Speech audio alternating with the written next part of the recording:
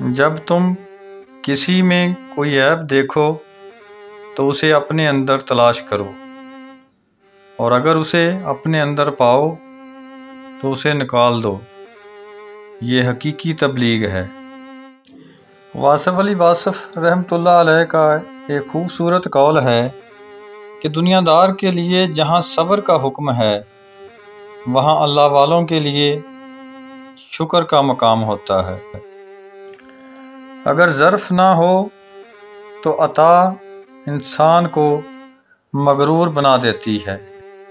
خلوص کے رشتے بوجھ نہیں لگتے، یہ بڑی آسانی سے سنبھل جاتے ہیں، اور مطلبی رشتے اتنے وزنی ہوتے ہیں کہ ان کو سنبھالتے سنبھالتے ہم خود ان کے نیچے دب جاتے ہیں۔ جب انسان اپنے اللہ پر توکل رکھتے ہوئے معاملات اس کے سپرد کر دیتا ہے تو وہ الودود بہتر سے نہیں بلکہ بہترین سے نوازتا ہے، اور ایسی جگہ سے راستے بناتا ہے جو انسان کے وہم و گمان میں بھی نہیں ہوتے۔ شوق تو باپ کے پیسوں سے ہی پورے ہوتے ہیں، اپنے پیسوں سے تو صرف گھر چلتا ہے اور ضرورتیں پوری ہوتی ہیں۔ زندگی میں تم پانی جیسے بنو جو اپنا راستہ خود بناتا ہے، پتھر جیسے نہ بنو جو دوسروں کا راستہ بھی روک لیتا ہے۔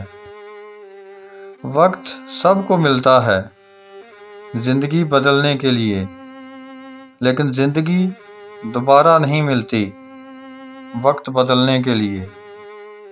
پریشانیاں ہر ایک کی زندگی میں موجود ہیں، کوئی بھی ایک پرفیکٹ زندگی نہیں گزار رہا، بس فرق وہاں پہ آتا ہے جب انسان اپنے معاملات اللہ کے حوالے کرتا ہے اور مطمئن ہو جاتا ہے اور کہتا ہے کہ حسبنا اللہ و نعم الوکیل۔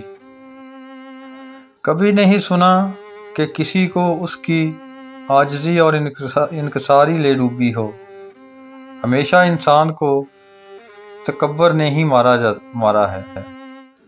حضرت علی رضی اللہ تعالیٰ عنہ کا قول ہے کہ صرف پیسے کا ہونا ہی رزق نہیں ہے، بلکہ نیک اولاد، اچھا اخلاق اور مخلص دوست بھی رزق میں شامل ہوتے ہیں۔